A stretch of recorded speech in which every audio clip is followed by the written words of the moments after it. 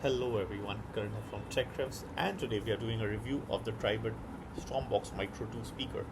This is the successful successor to the Tribit Stormbox Micro 1 speaker, and it's got some great specs, makes some great improvements in some areas, doesn't justify the 4,999 price tag.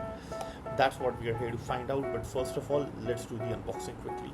They tell me that I'm never gonna make it. They want me to do something that could make sense. They hate when I keep dreaming I'll be famous, but I don't give a keep chasing. I got all this potential that's deep inside of me, but Let me tell you some quick specs. I don't want to waste too much of time, but some quick specs. I'm going to read through the phone. It has 12 hours of battery life, and it offers quite good battery life for its size and compactness. It can offer TWS mode, so it can connect to Micro 2, and along with that, it also provides reverse charging through its USB-C output. So the USB-C port, you can see, you can charge another phone. So you can charge your iPhone 13 1.4 times, your Galaxy S20 at least one full time. This has 5.3 Bluetooth 5.3. It's got wattage of 10 watts in comparison to the other speakers. So the Tribit original one, the Micro 1 had only a 9-watt speaker, and also the soundstage was tuned a lot different than this. It has a playtime that had a playtime of 8 hours. This has 12 hours, so which is 50% more. So I'm assuming this has a bigger battery. And on top of that, that had Bluetooth 5.0. This has Bluetooth 5.3. So it gives you about 120 feet of range. So that is really great. It's got a lot of awards, a lot of design awards and all of that. CNET, Forbes, Wired consider it a really great speaker. I will also be comparing this in the future to Ultimate Ears Wonder Boom 3. I feel that is similar to this. That's about 6,000. This is 5,999. This is about 4,999. So quite similar in price, similar in what they are achieving, wanting to do.